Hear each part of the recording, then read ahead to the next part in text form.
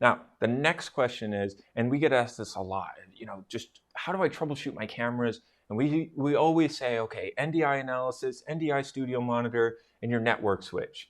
Getting an M42 Netgear network switch, those are our troubleshooting. But how do I actually do it? So I wanted to take a few minutes here, and this is going to be a little bit hard to follow. So bear with me, and if you have any questions, feel free, give us a call after the show, and I will walk you through this.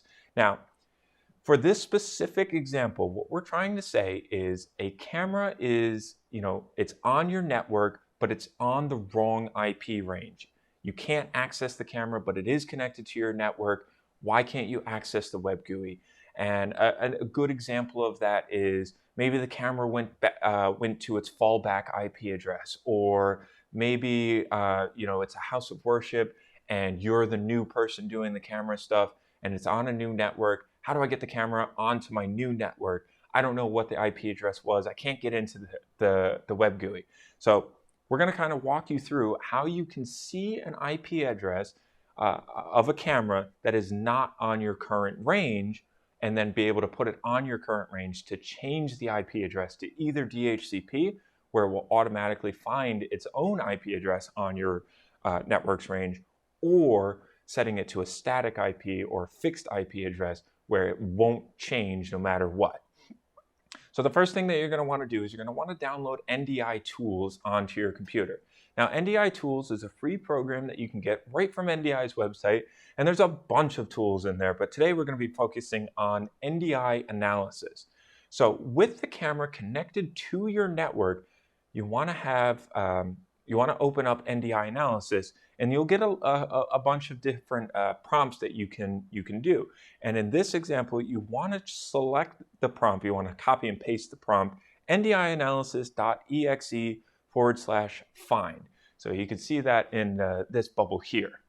Now, once you do that, it will show you every single NDI device that is on your network, whether or not it's in the same IP range, and that's the key. So in this example here, even though this one is on the right range, say this camera wasn't on the right range, it would still show up, and I would know, okay, the IP address of my PTZ Optics Move 4K here is 192.168.100.98. Now, as you can see, it's showing other things on here too. You can see this is our TriCaster, this is another monitor on our TriCaster, and then this one is another camera. So it's not going to show you just the cameras. It's going to show you every NDI device on your network. Now, once you have the IP address of the camera that you want to get into, you're going to write that number down. And then next part is you're going to unplug the camera from your network. You're going to turn off the camera, and then you're going to get yourself a little network adapter. You can get a USB network adapter off of Amazon, or there we go. You can get one of these off of Amazon. They're cheap, $5-10. That's all you need. Now, I would not recommend, using this for NDI, but to get into your camera, this is more than enough. So you're going to get this, you're going to plug this into your computer, and then you are going to use this network adapter to change to the same IP range as what the camera is on. So in order to do that, you're going to go into your network settings on your computer. You're going to select Change Network Adapters.